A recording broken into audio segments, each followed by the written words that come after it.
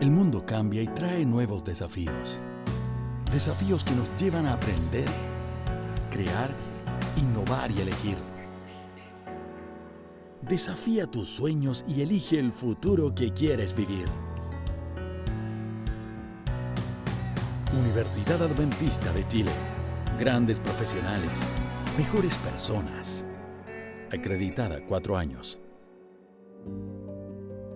Muy buenas tardes a todos nuestros amigos desde la Universidad Adventista de Chile, aquí en Las Mariposas. Estamos en una actividad muy especial que tiene que ver con el sábado de la creación. Sábado 23 de octubre. Y no solamente aquí en la universidad, sino que también a nivel de todo Chile, como también de Sudamérica, se está celebrando el sábado de la creación. Y tenemos lindos invitados aquí que nos van a ayudar a poder desarrollar esta temática tan importante. Si ustedes vieron la programación y los afiches que se han publicitado, queremos mencionarles que el tema que vamos a tratar tiene que ver con la ciencia y los orígenes, un diálogo interdisciplinario. Un diálogo interdisciplinario. Vamos a leer algunas cosas importantes antes de presentar a nuestros invitados, que con mucho gusto han venido aquí a este lugar para poder desarrollar esta temática.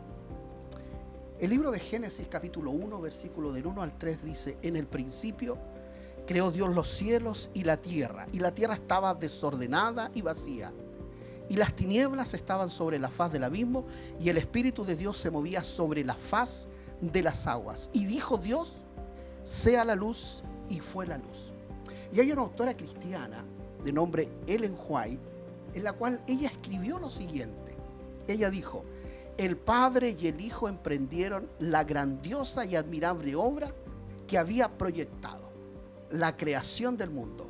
La tierra que salió de las manos del Creador era sumamente hermosa. Había montañas, colinas y llanuras, y entre medio había ríos, lagos y lagunas.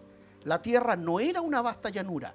La monotonía del paisaje estaba ininterrumpida por las colinas y las montañas, no altas y abruptas como las de ahora, sino de forma hermosas y regulares. Vamos a estudiar entonces este tema de la creación y vamos a verlo también desde el punto de vista de la ciencia. Quiero presentar a nuestros invitados que tenemos acá. Aquí a mi lado izquierdo tengo a Catalina Madrigal, titulada en Geología de la Universidad Católica de Temuco. Buenas tardes, gusto tenerte. Buenas tardes también. Muy bien, tenemos también al doctor Ramón Gilabert, doctor en Medicina de la Universidad de Valencia. Gracias por estar con nosotros, Ramón. Muchas gracias por participar en esta mesa. Bien, también tenemos otro invitado también bien especial que nos acompaña durante esta jornada, que es Óscar Salgado, profesor de Biología, magíster en Ciencias, Universidad Austral de Chile, magíster en Ciencias Biológicas, me parece que está bien, ¿no es cierto? Sí. De la Pontificia Universidad Católica de Chile, y actualmente es docente de la Facultad de Educación y Ciencias Sociales de la UNACH. Sí. Bienvenido, gracias por Muchas estar gracias. con nosotros. Y tenemos aquí al pastor Sergio Celis, licenciado en Teología, PhD, me parece que dije bien la palabra, ¿no? PhD, ¿sí? Muy bien, en teología sistemática y actualmente docente de la Facultad de Teología de la UNACH. Bienvenido, pastor, gracias por este conversatorio y vamos a comenzar inmediatamente con nuestro diálogo. Catalina, cuéntanos por favor con respecto a los orígenes y los registros geológicos. ¿Qué orden tiene la columna geológica desde los estratos más bajos hasta la superficie? Explícanos un poquitito la temática. Ya, bueno, con respecto a la geología puede abarcar muchas disciplinas, tanto la paleontología, el estudio de los volcanes, el estudio de glaciares, etcétera, muchas áreas.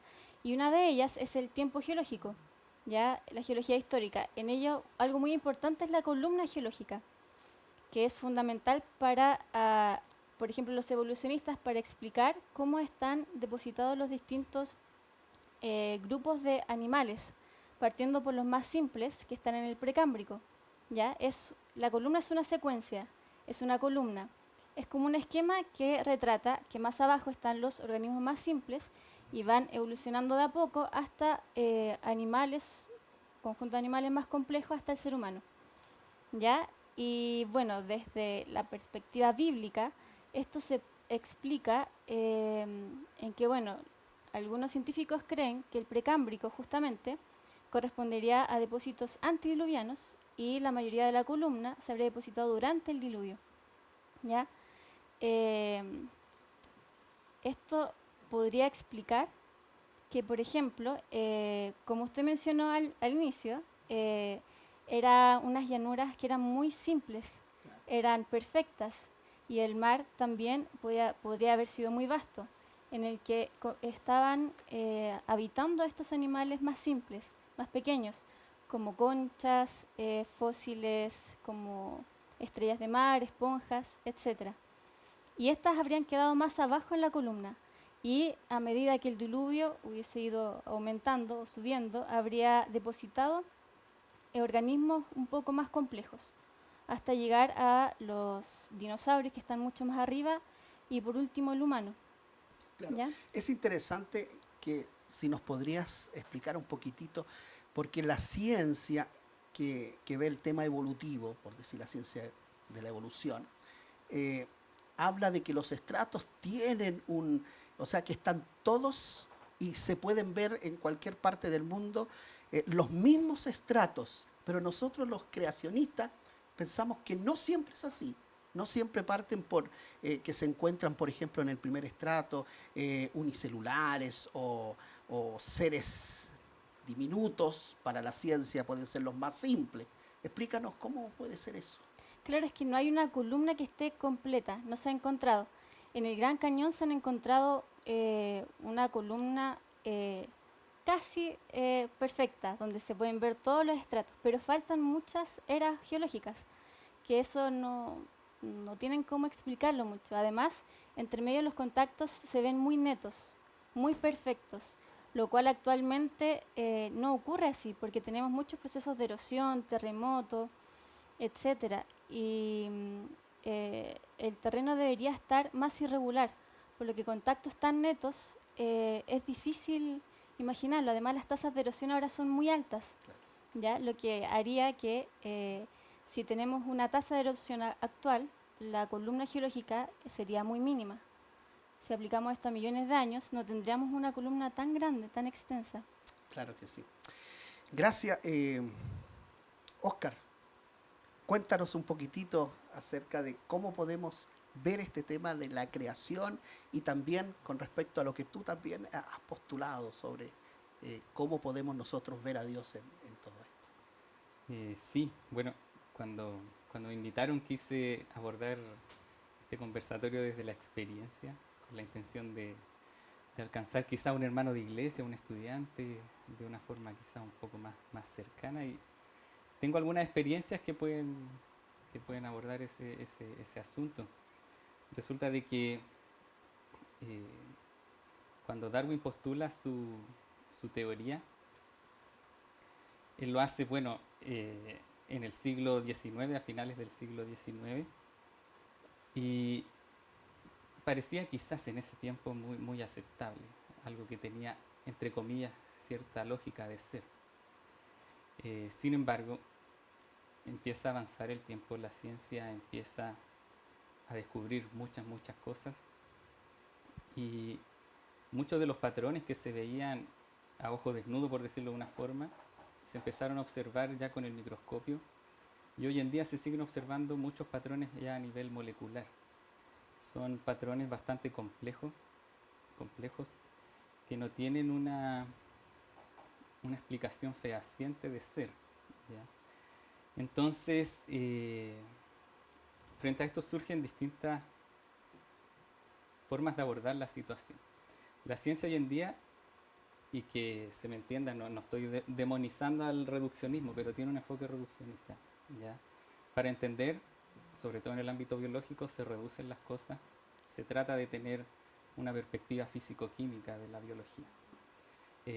Sin embargo, eso hace que se omita en cierto sentido, logra difuminar lo que es la complejidad de los sistemas biológicos.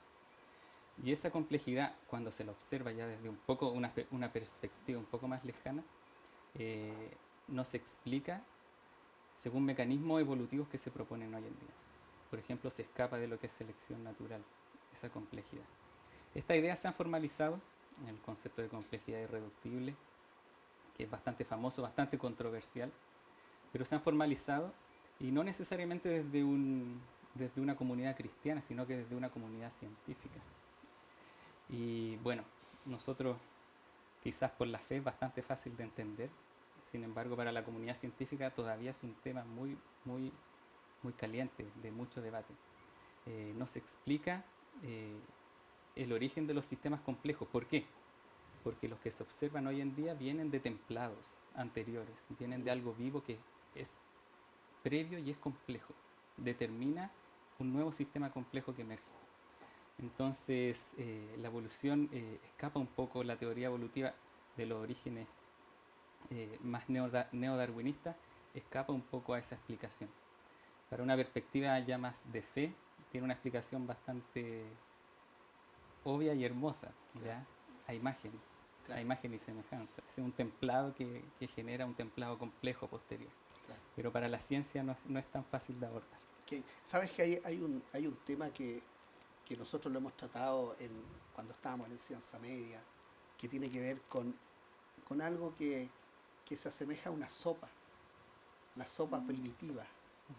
¿Podríamos explicar eso? Porque eso nosotros lo estudiamos en Ciencia Media. A ver si nos ahonda un poquito sobre ese... Sí, esa idea es bastante antigua, ¿cierto, doctor Yelaber? Sí. Viene de Darwin y de otro... Y de atrás. Sí, él la toma de unos escritos y hay unas cartas donde él señala de que es difícil pensar que la vida se origina de algo distinto a una sopa muy salada, algo así. Dice. Claro. Eso aparece en todos los libros de evolución hoy en día, Sí. en el paradigma actual, y se enseña en todos los cursos de evolución, ya la famosa sopa primitiva, etc.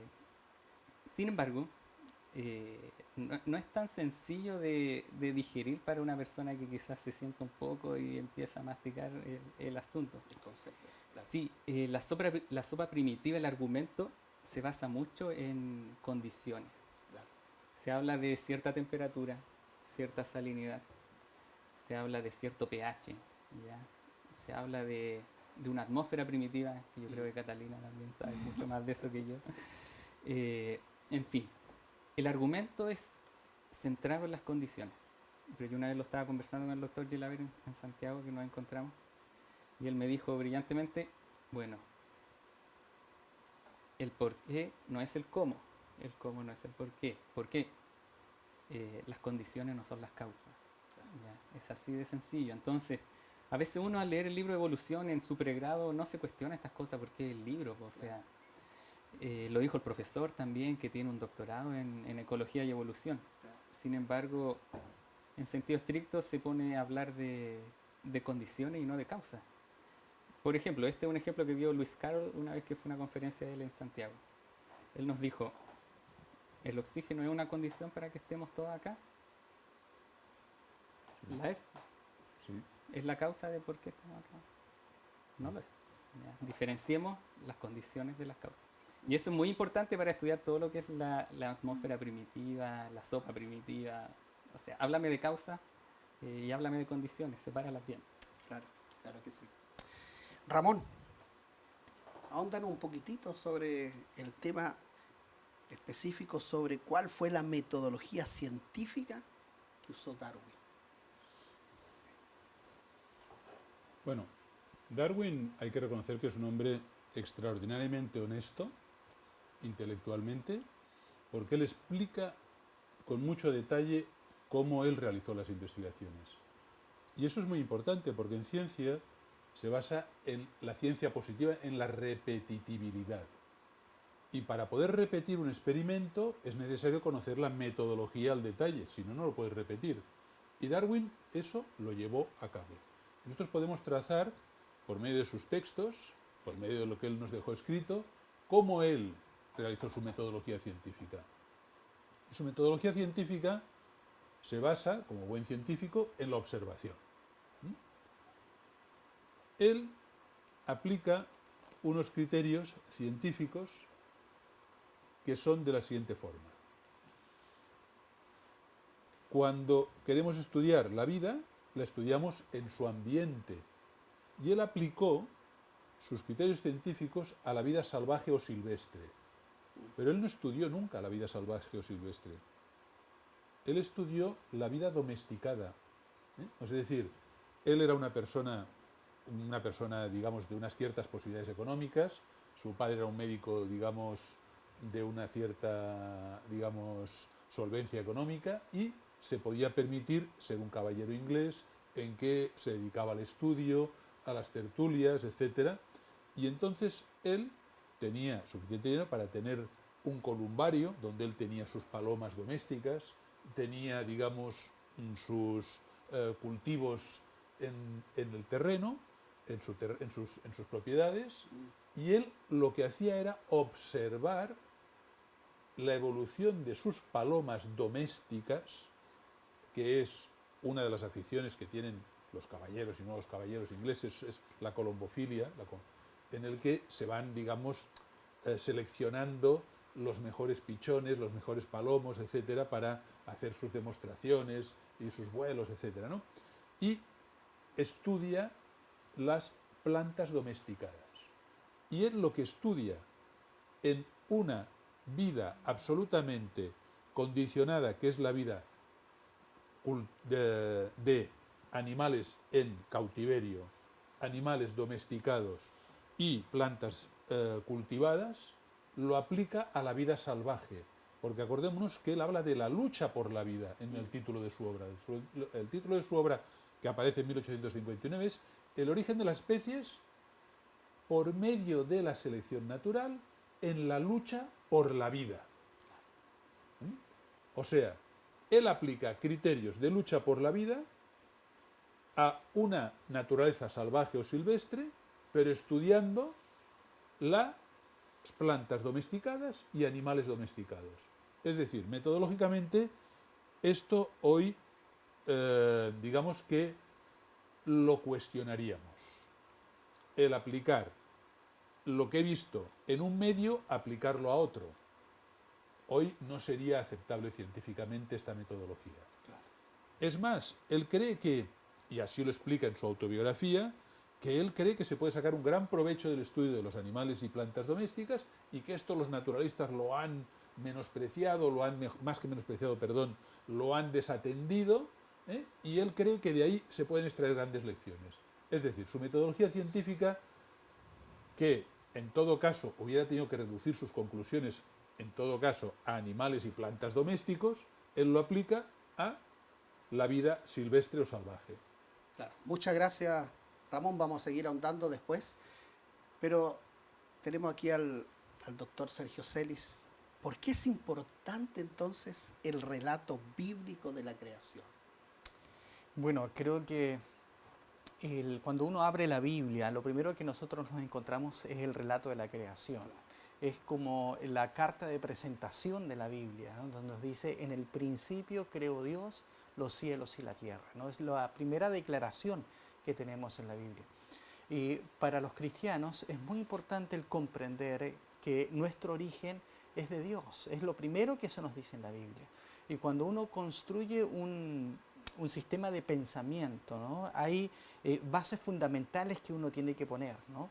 Y esas bases fundamentales son la base para lo que después se va construyendo. Y Dios nos colocó como una primera piedra fundamental el hecho de que existe un Dios que creó cielos y tierra.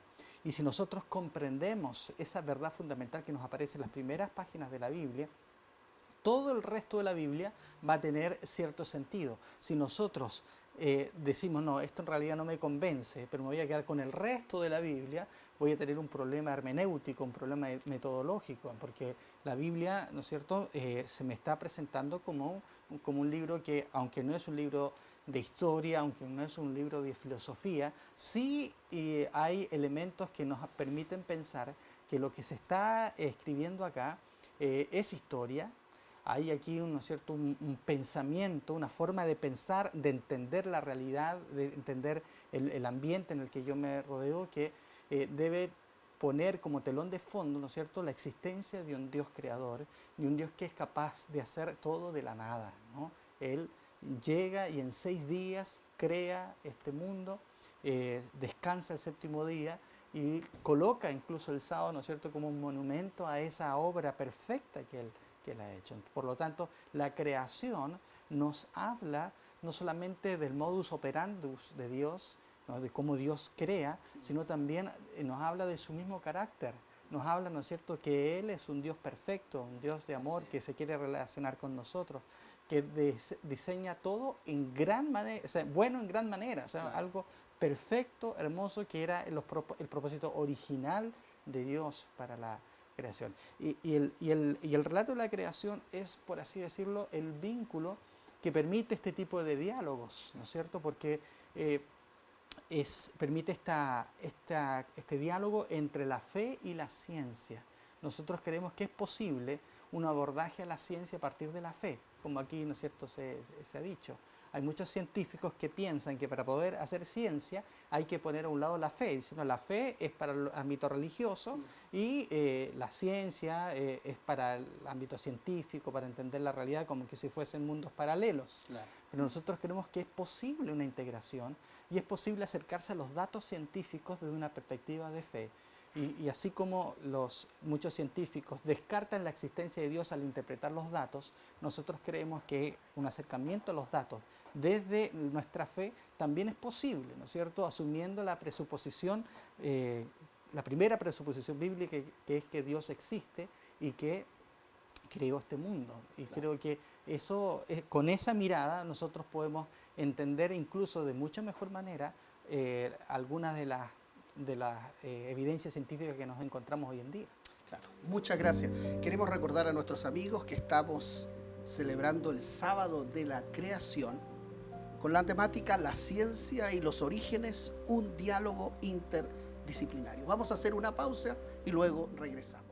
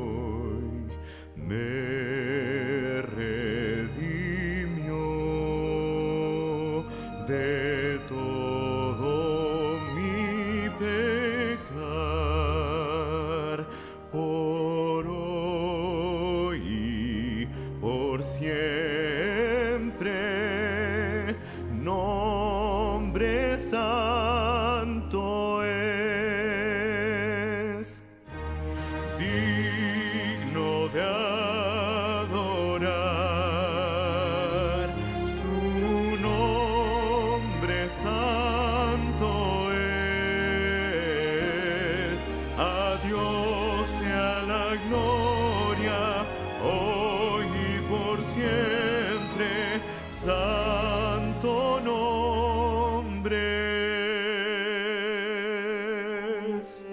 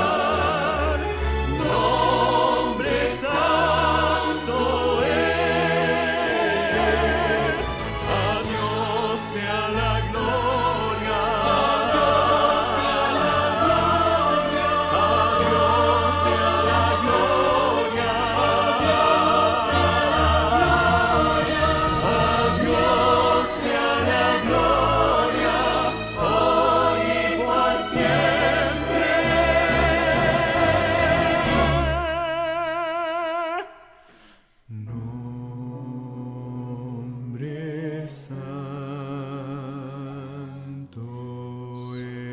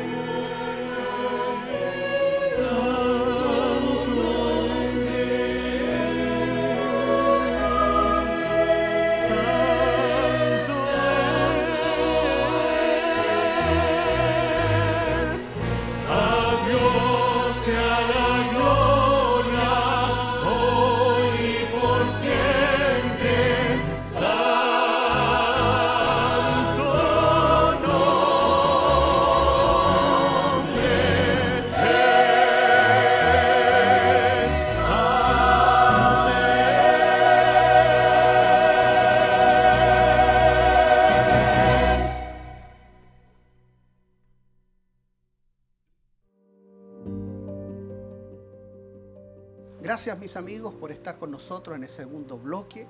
Y queremos recordar que estamos celebrando el Día de la Creación, el Sábado de la Creación, con la temática La ciencia y los orígenes, un diálogo interdisciplinario. Tenemos invitados especiales, cada uno en sus disciplinas han estado aportando al tema de la creación.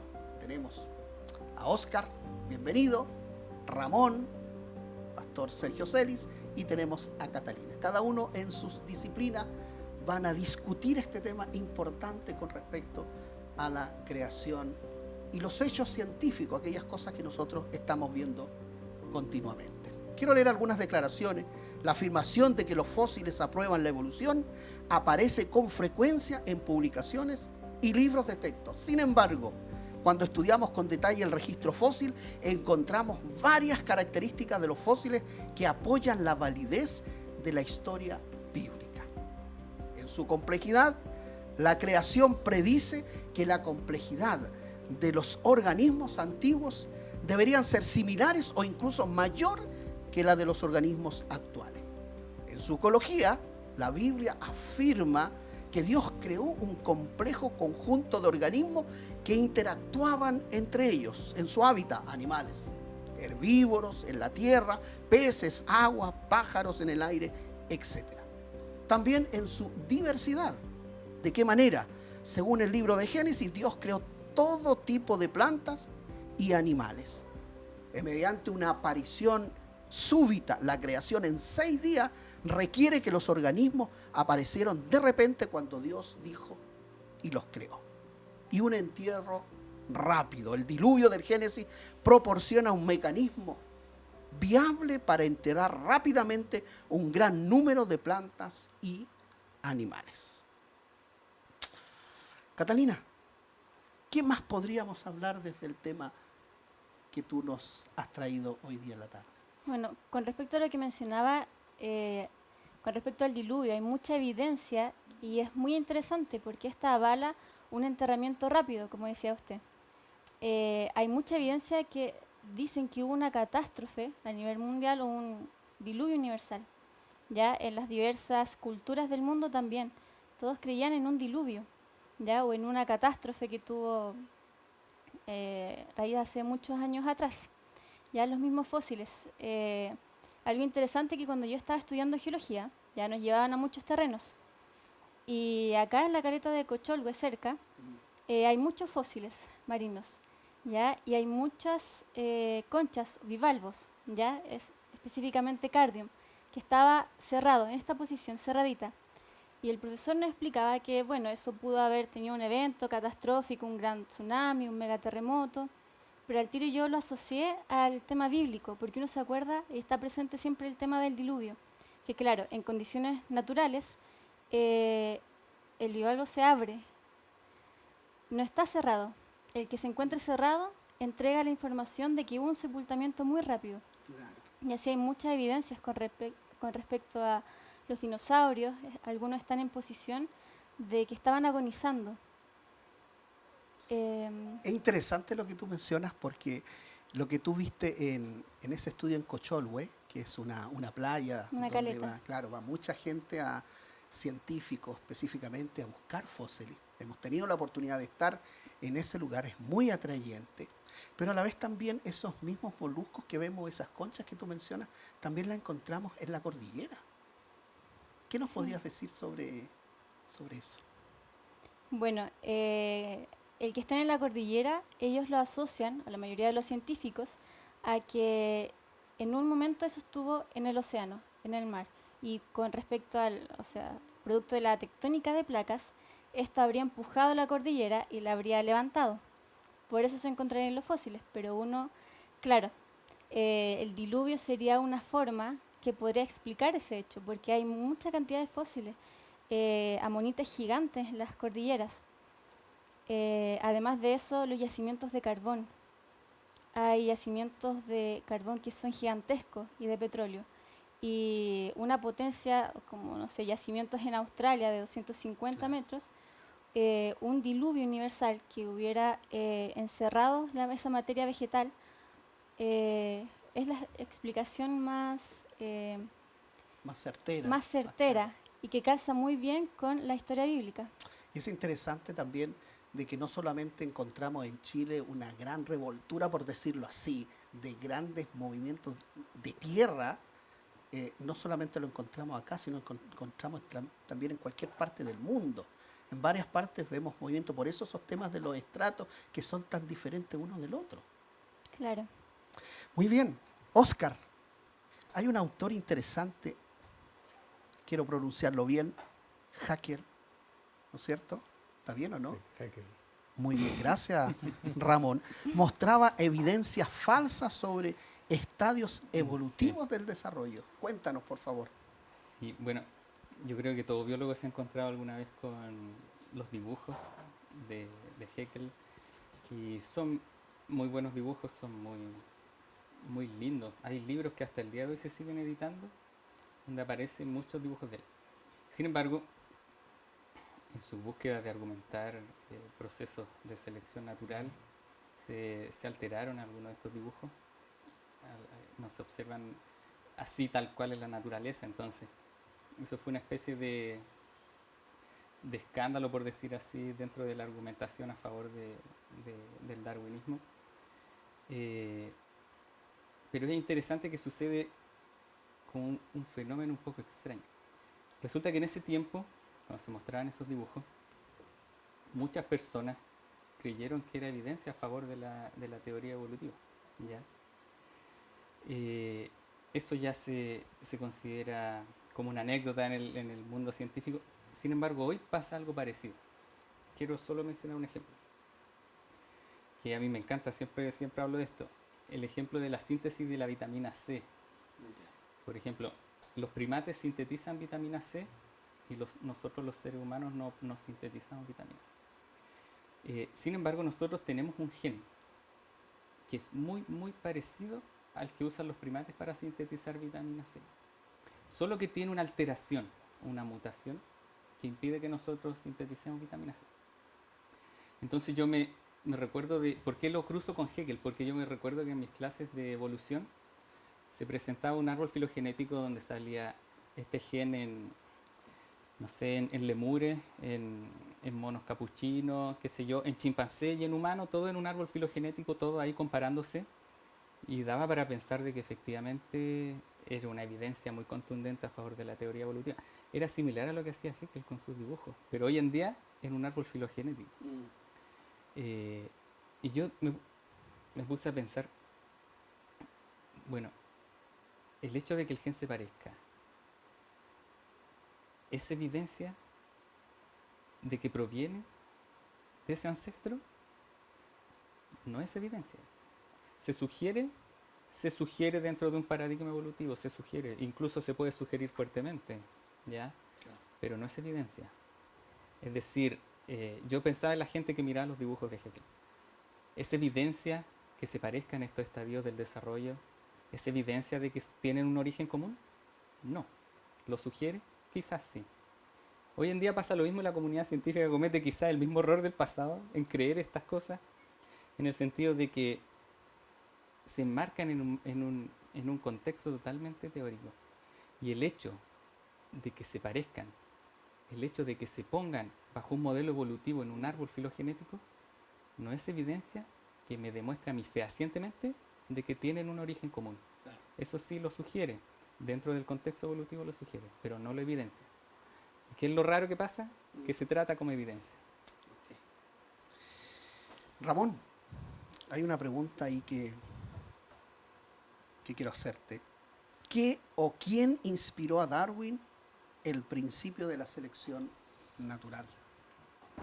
Bueno, generalmente en los textos siempre aparece que el que inspira la teoría de la evolución y el principio del motor de la evolución, la selección natural, que selecciona digamos, las variaciones azarosas favorables, dirán, bueno, ese famoso viaje que realiza Charles Darwin alrededor del mundo con el Beagle, que estaba comandado por el capitán Fitzroy, y siempre se alude a que, bueno, su arribo a las costas de América y sobre todo a las Islas Galápagos, donde ve esas variedades de pinzones cada una en las islas, etcétera, ¿no? Cada uno.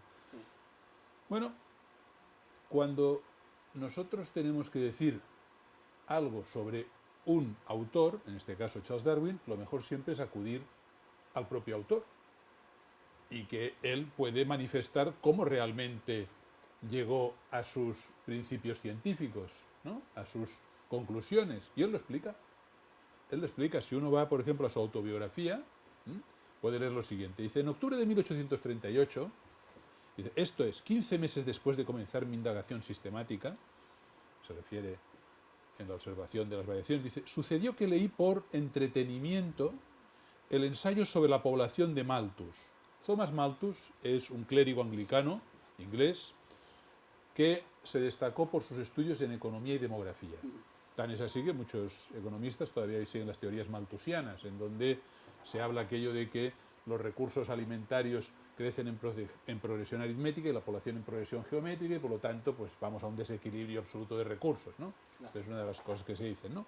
Bueno, dice, y comencé a estar bien preparado, cuando leyó el ensayo de Malthus, dice, comencé a estar bien preparado para apreciar la lucha por la existencia que se da en todas partes a partir de observaciones a largo plazo de los hábitos de animales y plantas.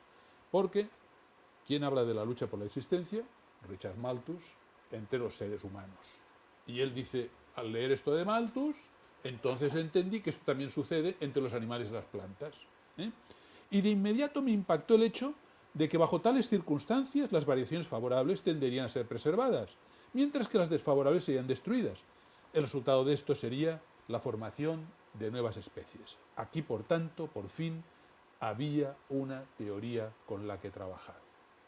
Es decir, a Charles Darwin no le inspiró el viaje del Beagle, le inspiró Thomas Malthus, que eran teorías sobre poblaciones humanas. Y él las aplicó a los animales y a las plantas. Pero dije, hombre, una declaración aislada pudiera ser poco demostrativa, ¿verdad? Pero es que él lo reitera. Él lo reitera, por ejemplo, en su propio libro El origen de las especies, que se publica en 1859, que fue un exitazo editorial para ser un libro de ciencia enorme, Claro. Dice lo siguiente, dice, en el capítulo siguiente, está hablando en la introducción, la página 5, dice, se examinará la lucha por la existencia entre todos los seres orgánicos en todo el mundo, lo cual se sigue inevitablemente de la elevada razón geométrica de su aumento. Es esta la doctrina de Malthus, aplicada al conjunto de los reinos animal y vegetal. Charles Darwin, su fundamento científico no está en la observación de la naturaleza, está en un principio económico, demográfico, filosófico, inspirado en un autor de una importancia capital, como era Richard Malthus en su tiempo.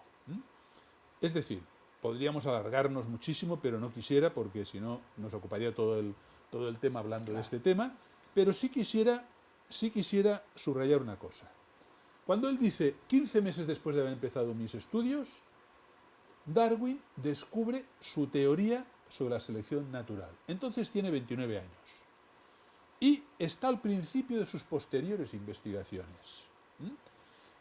Y 1859 se publica El origen de las especies, 50 años de edad, es decir, 19, 20 años más tarde. Y Darwin empezó sus investigaciones con un a priori intelectual, es decir, un prejuicio, o más literalmente, un juicio previo. Y es un juicio previo social malthusiano, sin base en la ciencia experimental. O sea, la lucha por la vida permite preservar a los más fuertes, y eso conduce a la selección natural, algo que, no hablando de selección natural, sino de la lucha por la vida, es de lo que habla Richard Malthus. Y Darwin, lo que sucede es que tiene el resultado y las conclusiones de su investigación antes de empezar. Es decir, antes de aplicar su metodología. Él va con un a priori filosófico, social, a corroborarlo con los datos. Es decir, no procedió por una sistemática metodológica de inducción. Es decir, a partir de los datos, extraer una teoría, sino que procedió con un método deductivo.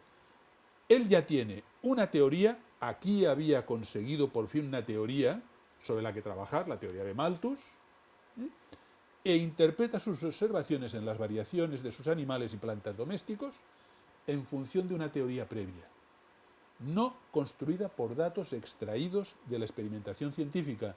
Lo que hizo es encajar sus datos en una teoría previamente asumida.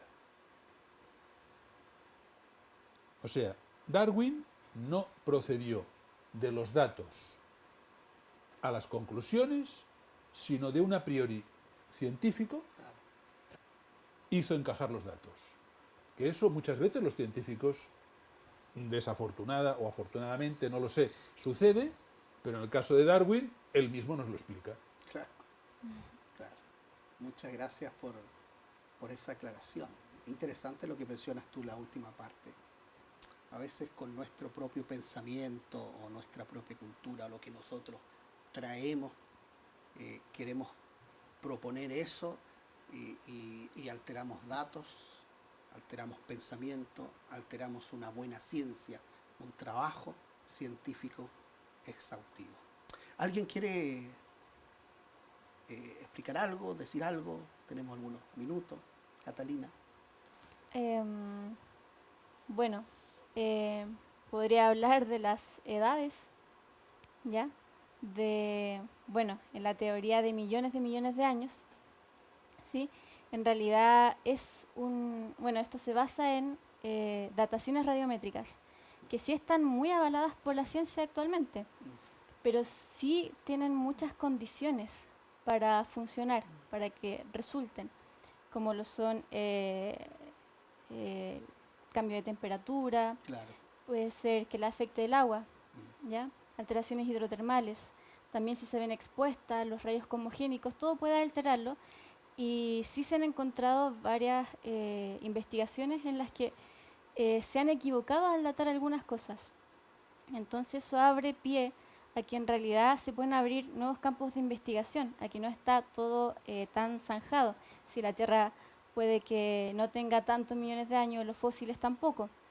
Y eso me parece a mí que es un tema de investigación muy interesante. Claro que sí.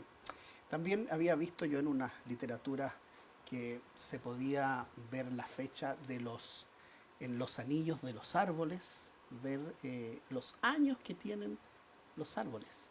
Sí. No sé si conoce un poquitito sobre eso. Sí, eso es la dendrocronología. Claro, claro. Sí.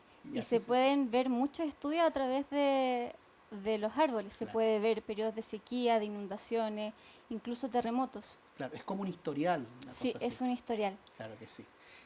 Óscar, este tema tan fascinante de poder datar, ¿qué usamos nosotros? ¿Qué usan los científicos para poder llegar a la exactitud en base a una datación? Bueno, entiendo, yo creo que Catalina entiende más que yo, son modelos, al fin de cuentas, ¿cierto? Son modelos de datación de carbono 14. ¿Qué más se usa? Podríamos Claro, nosotros claro, Sí, pero ahí. los modelos se van ajustando, le han hecho ajuste en el tiempo y varían cientos de miles de años, entonces. decir. Claro. Y como Catalina mencionó, esos modelos dependen de ciertas condiciones que exigen que el ambiente o la atmósfera mantenga ciertas condiciones uniformes a lo largo del tiempo. Claro. Y eso es lo que se está demostrando que no están así. O sea, Este mundo pasa de repente a cambios atmosféricos bastante bruscos incluso a veces. Por lo tanto, las dataciones, digamos, podrían verse afectadas si es que consideramos, por ejemplo, un diluvio universal que, como lo describe la Biblia y como lo entendemos nosotros, fue un cataclismo enorme que pudo haber cambiado la atmósfera, las condiciones en que las cosas se ocurrían, o digamos, todo el ecosistema, y por lo tanto no podemos decir que las mismas condiciones han permanecido por miles y miles de años. Pastor, ¿cómo podemos de alguna forma fortalecer nuestra fe? Creer también en la ciencia, porque la ciencia también necesita fe para algunos postulados. Nosotros necesitamos fe. ¿Cuál sería esa exhortación que necesitamos para ir redondeando todo esto? Primero, recordar que tanto la creación como la evolución demandan cierto grado de fe. Ninguna de las dos son teorías comprobadas, que podamos decir que a través de datos científicos duros podamos definir esto fue de esa manera. Nos han hecho creer que la evolución es una verdad científica comprobada y no lo es. Es una interpretación de los datos que muchas veces, como se ha dicho acá, va sesgada con ciertas presuposiciones, con ciertas ideas preconcebidas al acercarme a la evidencia. El creacionismo, ¿no? Requiere obviamente cierta fe, pero el creacionismo también ha demostrado que es posible dar una interpretación, dar una explicación de los datos científicos, de los descubrimientos científicos actuales, a partir de lo que está escrito en la palabra de Dios. Por lo tanto, la metodología creacionista, ¿no es cierto?, aunque parte de la fe también, sí es posible ser sostenida también al hacer un análisis científico. Tenemos muchos científicos, y aquí hay una linda muestra de ellos, muchos científicos que creen en el relato de la creación como está mencionado en la palabra de Dios. Y algunos con buenas publicaciones, con muy buena fundamentación. Por lo tanto, creo que nosotros, a pesar de que Dios nos demanda fe, nuestra fe no es ciega.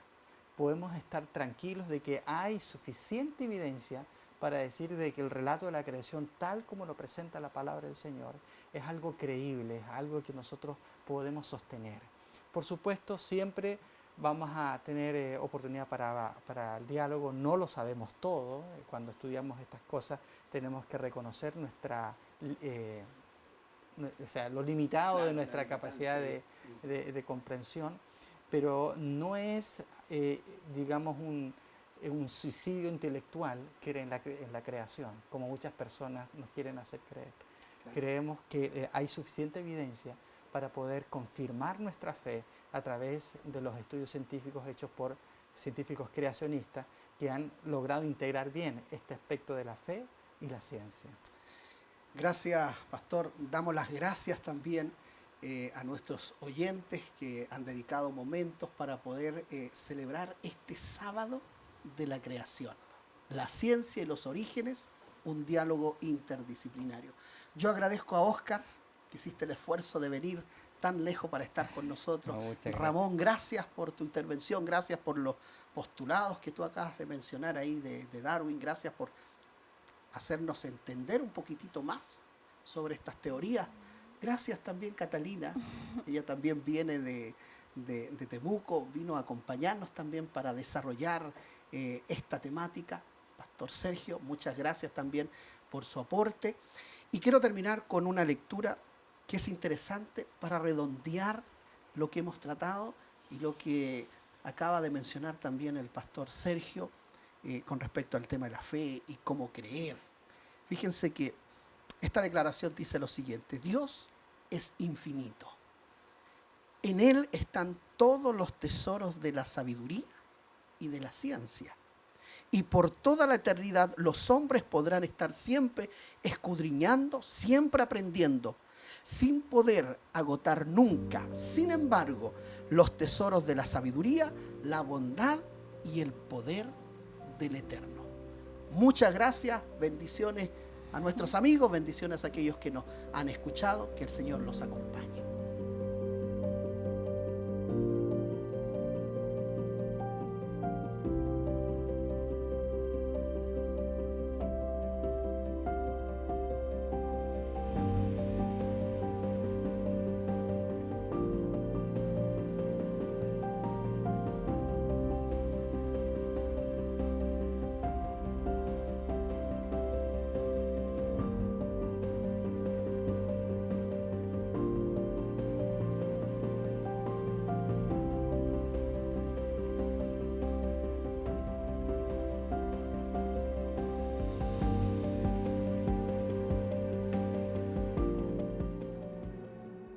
El mundo cambia y trae nuevos desafíos.